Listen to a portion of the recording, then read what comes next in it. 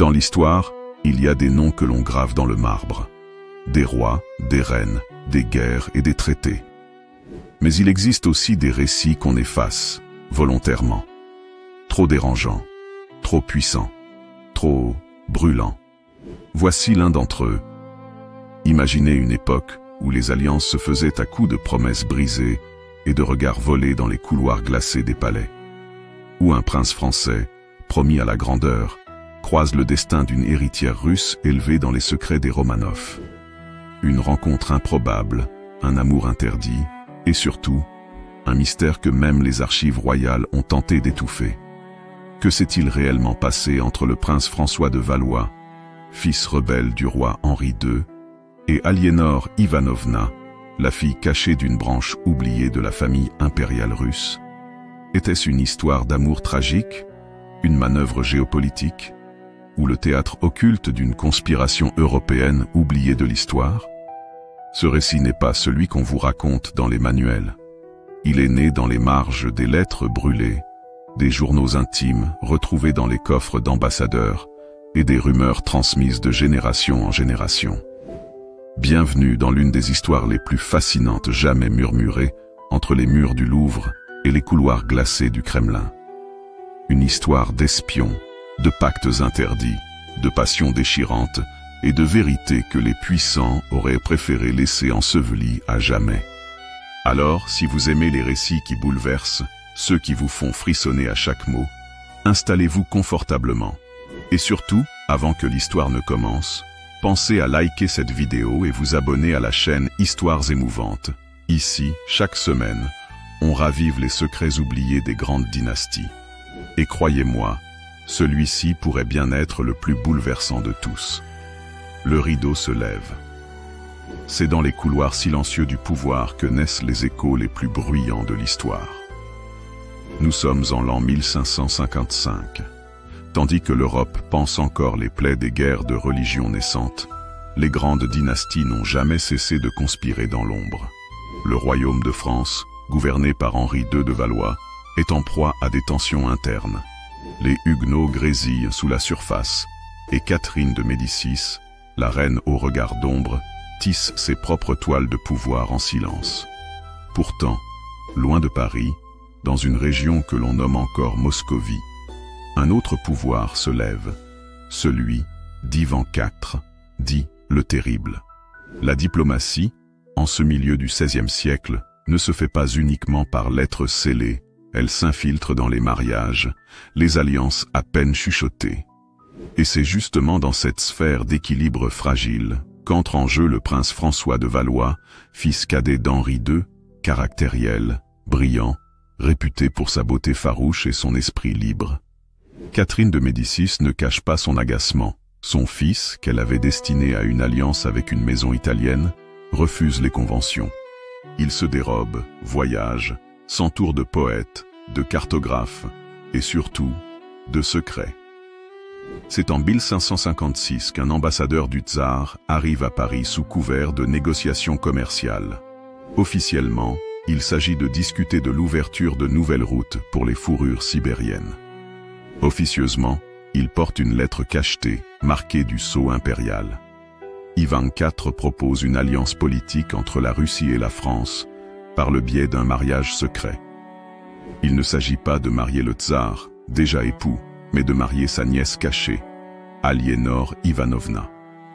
Aliénor n'est pas un nom qu'on trouve dans les arbres généalogiques officiels. Elle est la fille de Mikhail Ivanovitch, demi-frère illégitime d'Ivan, né d'une liaison secrète entre le grand prince de Moscou et une noble tatare. Élevée dans un monastère orthodoxe, caché du monde, elle est d'une beauté étrange. Peau laiteuse, cheveux d'un blond presque blanc, yeux gris acier.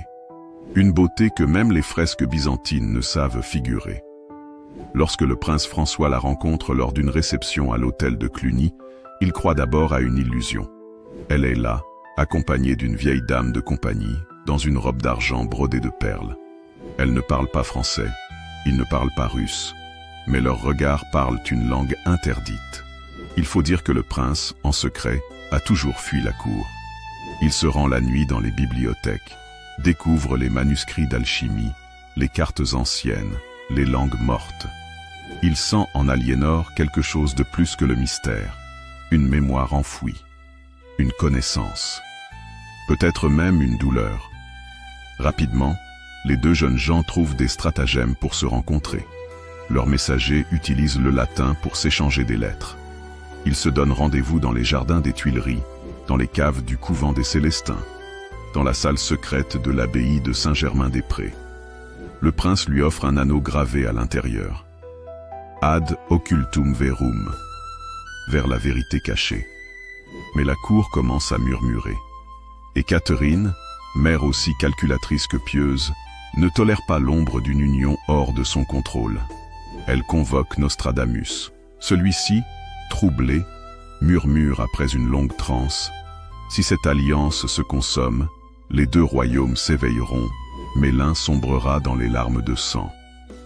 Henri II, déchiré entre stratégie et compassion, fait une proposition inattendue. Il autorise la liaison, mais à une condition, qu'elle reste secrète.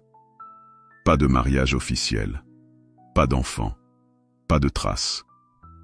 François accepte, du moins en apparence. Mais il a un plan. Il veut fuir, prendre la mer depuis Marseille, gagner Venise, puis la Crimée, et retrouver les terres d'Aliénor. Il est prêt à tout abandonner. Il veut brûler son destin. Mais les espions de Catherine sont plus rapides. Une nuit, alors qu'il tente de rejoindre Aliénor dans une maison de la rue des Francs-Bourgeois, il est attaqué. Pas tué. Blessé. Humilié. Son propre frère Charles, le futur roi, l'a fait suivre. Aliénor disparaît. On dit qu'elle a été renvoyée à Moscou, qu'elle a pris le voile. Certains parlent d'un monastère sur une île de la Volga, d'autres murmurent qu'elle fut éliminée discrètement. François changera, il ne sourira plus jamais. Il s'enfermera dans l'étude, deviendra un protecteur des arts, mais toujours à la recherche d'une vérité que personne ne veut entendre. Il fera graver un blason inconnu sur son sceau personnel. Une louve entourant une rose gelée, en latin, Amor occultus, veritas aeterna. Ce n'était que le début. Quand les mots se taisent, les objets parlent, et certains manuscrits, oubliés sous la poussière des siècles, détiennent des vérités que même les rois ont tenté d'effacer. 1923, Vérone. Dans le silence méditatif de la Biblioteca Capitolare, un archiviste italien, Luca Farinelli, tombe par hasard sur un manuscrit relié de cuir noirci, glissé derrière une pile de traités latins poussiéreux. Aucun titre, aucune date. Seulement un symbole gravé sur la tranche, une louve encerclant une rose gelée. Intrigué, Farinelli ouvre l'ouvrage et comprend rapidement qu'il vient de découvrir quelque chose d'ancien, de rare et de dangereux. Ce livre deviendra rapidement connu sous le nom de Codex de Vérone. Les premières pages sont signées François de Valois, par la main du silence et de l'amour. Ce codex est un journal, mêlant récits codés, dessins, poèmes et extraits de correspondance. Il constitue la plus importante pièce jamais retrouvée sur la relation entre le prince François et Aliénor. Chaque page du codex est un voyage. L'écriture de François y est tour à tour régulière et assurée, selon les émotions du moment. Il décrit ses premières rencontres avec Aliénor, leur fascination commune pour l'ancien monde, leur langage symbolique. Il raconte les balades dans les jardins interdits, les rendez-vous dans les catacombes, les jeux d'esprit où il se défiait à travers des énigmes. Mais surtout, il y dévoile ce qu'aucun historien n'avait jamais envisagé. Aliénor était initiée à une forme rare de mystique orthodoxe, mêlée à des savoirs antiques, grecs et perses. Elle portait une médaille, gravée d'un alphabet oublié, que François recopie et tente de déchiffrer dans ses notes. Il parle de porte d'éveil, de souvenirs des anciens rois sous la glace, et de souffles à travers le temps. Le codex devient peu à peu une quête. Retrouver Aliénor et comprendre le message qu'elle portait. Farinelli trouve glissé dans le codex 6 lettres manuscrites, pliées et cousues entre les pages, signées d'une main fine et élégante. Elles sont rédigées en latin, en mélange de vers et de prose, signées d'un A. majuscules entourées d'étoiles. Ce sont les lettres d'Aliénor. On y lit la douleur de la séparation, mais aussi la conviction que leur rencontre n'était pas un hasard. Elle parle de visions, de rêves à travers le temps, où elle voit la France sombrer dans le feu et la Russie sous la glace. Elle implore François de ne pas la chercher, mais le supplie de réveiller le cœur de Pierre sous la rose. L'une des lettres contient un poème mystérieux. Sous la croix d'argent et la couronne de feu, cherche le lys noir au tombeau muet. La J la clé, la d'or la voix, qui rompra le cercle et réveillera la foi. Parmi les dessins du codex se trouve une carte incomplète, montrant une région proche de la Volga, avec des annotations étranges. Une étoile y est marquée, monastère de Sviajsk. François pense qu'Aliénor y a été enfermé ou envoyé, mais ce lieu est presque inaccessible au XVIe siècle. François écrit qu'il a envoyé un homme de confiance, un certain Étienne de Navarre, explorateur et spadassin, pour enquêter. Étienne ne reviendra jamais. Le codex s'obscurcit. Les écrits deviennent fragmentaires. On sent la mélancolie, puis la paranoïa. François pense être suivi. Il parle d'une société de l'orbe silencieux, d'hommes masqués qui cherchent les mêmes reliques que lui. Un chapitre entier est consacré à un événement méconnu, une réunion secrète dans les catacombes de Paris, où François aurait rencontré deux autres figures mystérieuses. Un noble polonais nommé Casimir de Białystok et un moine espagnol appelé Frère Alonso. Ils signent ensemble un pacte appelé le pacte des trois lames. Leur but ? Protéger le souffle d'Aliénor, qu'ils considèrent comme un symbole vivant d'un équilibre mystique entre l'Est et l'Ouest. Ils jurent de retrouver sa trace, de la protéger et de ne jamais révéler son véritable nom. Le pacte est gravé dans le codex avec leurs trois sceaux, entourant un triangle d'argent. En 1936, le codex de Vérone est volé lors d'un incendie à la bibliothèque. Farinelli meurt dans des circonstances obscures. Seules quelques pages, reproduites par ses soins, parviennent aux archives secrètes du Vatican. Depuis, de nombreux chercheurs ont tenté de reconstituer son contenu. Mais une seule chose est certaine. Le codex confirme que l'histoire de François et Aliénor ne fut ni un simple amour, ni une alliance politique, mais le point central d'une lutte oubliée entre la lumière et les ténèbres de l'Europe mystique. Il n'y a pas de vérité plus dangereuse que celle qu'on tente de faire taire dans les catacombes du pouvoir. Derrière l'histoire officielle, sous les dorures et les parures des grandes dynasties d'Europe, se tapit une force obscure. Une force qui n'agit pas à la lumière du trône ou du sabre, mais dans les ombres, dans les alcôves, où se rédigent les traités les plus cruciaux. Cette force porte un nom, l'ordre du lys noir. Né dans le sillage des croisades, cet ordre secret n'avait qu'un but, maintenir l'équilibre entre les royaumes par la suppression de toute anomalie mystique ou politique qui pourrait menacer l'ordre ancien. Et dans cette croisade silencieuse, la liaison entre François de Valois et Aliénor la Russe fut considérée comme une hérésie vivante. Les premières mentions de l'ordre du lys noir apparaissent dans des chroniques du XIIe siècle. Fondé par un ancien templier français, Geoffroy d'Anjou, l'ordre aurait été créé suite à une vision lors de la bataille de Hattan. Une femme couronnée de flammes tenant un lys noir, symbole de corruption spirituelle. Cette vision mena à la création d'un cercle de moines soldats formés à la traque de ce qu'ils appelaient les porteurs de signes. Des individus dont la vie déviait le destin des nations par des voies mystiques. Les archives vaticanes parlent d'interventions brutales, assassinat d'un prophète en Moravie, disparition d'une princesse albanaise vouée au culte des anciens dieux, incendie d'un couvent en Lorraine, abritant des femmes au sang d'argent. Le nom de l'ordre apparaît toujours en marge, dans des griffures d'encre noire. Lorsque Aliénor, descendante d'une lignée mystique russe aux accointances avec l'ancienne tradition perse, est identifiée par l'ordre, elle devient une cible. Ses premiers pas en France sont épiés. On retrouve des rapports codés dans les archives de l'abbaye de Cluny, mentionnant une femme du Nord portant le signe des souffles gelés.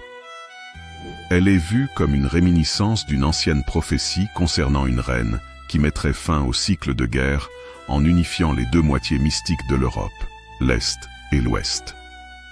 Mais cela ne devait pas arriver. Le pouvoir devait rester divisé, l'Europe fragmentée. La grande Catherine, mère de François, femme instruite, astrologue passionnée et stratège politique redoutable, aurait-elle été elle-même une main de l'ordre? Certains historiens affirment que Catherine était une membre indirecte, utilisée par l'ordre, tandis que d'autres soutiennent qu'elle en était une haute dirigeante. Elle fait intercepter les lettres d'Aliénor, fait empoisonner son serviteur personnel et fait enfermer l'un de ses confidents à la Bastille sous un faux nom. Lorsqu'elle apprend que son fils veut fuir avec Aliénor, elle orchestre une mise en scène. Un accident de chasse pour François, une fausse mort pour Aliénor, puis sa déportation secrète. Au cœur de l'ordre du Lys noir siégeait un conseil appelé la Rose sombre. 7 membres, jamais nommés, chacun représentant une nation européenne. On dit qu'ils se réunissaient une fois par décennie dans une abbaye troglodytique entre l'Espagne et la France, protégée par des codes alchimiques. L'existence de ce conseil aurait été révélée par un manuscrit perdu de Casimir de Bialystok, l'allié de François dans le Codex. Ce manuscrit, baptisé « Le chant du sceau », mentionne un rituel, le cercle de la non-naissance, utilisé pour effacer une personne non seulement du monde physique, mais aussi de la mémoire collective. Aliénor fut soumise à ce rituel. En 1571, à Paris, une série de meurtres rituels frappe la noblesse. Des femmes, proches de François, sont retrouvées mortes, les yeux remplacés par des pierres d'opale, la bouche scellée de cire noire. L'auteur n'est jamais identifié, mais dans un rapport secret, le capitaine de la garde royale évoque un homme au masque d'argent et à la cape de nuit, répétant les mots « Le lys noir a fleuri ». François sombre dans une mélancolie profonde. Il se retire du pouvoir, se consacre à l'écriture. Il n'abandonne pas la recherche d'Aliénor, mais ses notes deviennent confuses. Il meurt sans jamais l'avoir revue. Mais dans un mémorial retrouvé en 1812, un officier napoléonien affirme avoir vu dans un monastère de l'Oural une fresque représentant une femme aux traits occidentaux, auréolée de givre, tenant la main d'un homme en armure. En bas de la fresque, une inscription en vieux français « Ils n'ont pas pu nous briser ». Épilogue, un ordre, toujours vivant. Certains pensent que l'ordre du Lys noir existe toujours, dissimulé dans les sphères du pouvoir mondial. Il porterait aujourd'hui d'autres noms, cercles de réflexion, clubs fermés, alliances internationales. Mais la mission serait la même, maintenir l'illusion de l'ordre en écrasant les voix qui portent un souffle nouveau. Aliénor et François ne furent que les victimes les plus poétiques de cette guerre silencieuse. Le souvenir d'une femme peut se dissiper dans les brumes de l'histoire, mais pas dans l'ambre des âmes. Au début du XXe siècle, un ethnographe sibérien, Pavel Nirouchkine, découvre un manuscrit dans une crypte de l'ancien monastère de Samarskaya, près d'Irkoutsk. Ce document, rédigé dans un mélange d'ancien français et de slavone, décrit les visions d'une reine égarée dans le cristal du temps. On y découvre des noms codés, des runes givrées et une signature en bas de page. A-2-R. Les historiens russes y voient la trace d'Aliénor, supposée morte sans tombe. En vérité, son histoire ne fait que recommencer. Après son arrestation secrète à Blois, Aliénor est remise à un convoi discret d'hommes masqués, agissant au nom de l'ordre du Lys noir. On la déclare morte en France. Une fausse tombe érige sa mémoire tandis qu'elle est exilée vers l'Est, vers une Russie qu'elle pensait avoir quittée à jamais. Elle traverse les forêts lorraines, la Bohême, puis la steppe gelée, enfermée dans un carrosse de fer. Elle ne parle à personne, mais chaque nuit, dans les reflets des vitres givrées, elle voit François. On l'enferme dans un couvent fortifié à Yaroslavl, tenu par une branche orthodoxe secrète soumise à l'ordre. Là, pendant des mois, elle vit sous un autre nom, sans miroir, sans lettres, sans journaux. Mais ses pensées restent intactes. Elle entame alors une journée rituelle, méditation à l'aurore, chant en langues anciennes, transe provoquée par des racines sibériennes. Elle entre en contact avec des moniales locales qui reconnaissent en elle la fille de l'ambre, héritière d'une ancienne lignée mythique capable de rejouer le rêve du monde. Son esprit s'ouvre et elle commence à rêver d'une autre vie, celle qu'elle aurait pu vivre avec François. Un soir de solstice, une ancienne des steppes lui parle du rituel du cercle de l'ambre. Il ne libère pas le corps, mais l'âme. Il permet à deux âmes liées par l'amour interdit de se rejoindre en songe, à travers un lac gelé nommé lac d'Iskra. Aliénor accepte. En robe blanche, elle se rend au bord du lac, un soir où la lune est sang. On la plonge dans l'eau sous la glace, et pendant plusieurs minutes, elle cesse de respirer. Mais elle voit François, sur un champ de bataille, lèvres bleues, les mains pleines d'encre. Il lui tend un livre, le Codex de l'Ain. Ils l'ouvrent ensemble, des pages blanches, puis un cri. En 1580, l'abbaye est attaquée par un groupe de cosaques. Officiellement, ce fut un raid anarchique. En réalité, l'attaque aurait été planifiée par un ancien officier français en exil, Guy de Fontanges, un ami de François ayant reçu une lettre codée de celui-ci. Aliénor s'échappe par un souterrain effondré depuis des années. Elle marche pendant des jours, cachée par une famille de vieux croyants, puis parvient jusqu'au port de Narian Mar, à la lisière de la mer Blanche. Là, on perd sa trace. Aucun registre, aucun témoignage officiel. Mais une légende locale parle d'une reine de l'ambre qui voguait seule sur un esquif d'argent, le regard tourné vers l'ouest, murmurant « Il m'attend ». En 1867, un archéologue britannique retrouve, dans une nécropole de l'Altaï, un cercueil sculpté dans du bois d'ambre figé. À l'intérieur, un manuscrit, écrit de la main d'une femme. « Je n'ai jamais cessé de marcher vers toi, François. Même morte, je rêve encore de nous. » Le manuscrit raconte son histoire, sans rancœur, mais avec une poignante sagesse. Elle y parle de la force des femmes que l'on tente d'effacer, de la mémoire qui survit dans les pierres et les arbres. Et elle conclut par une prière.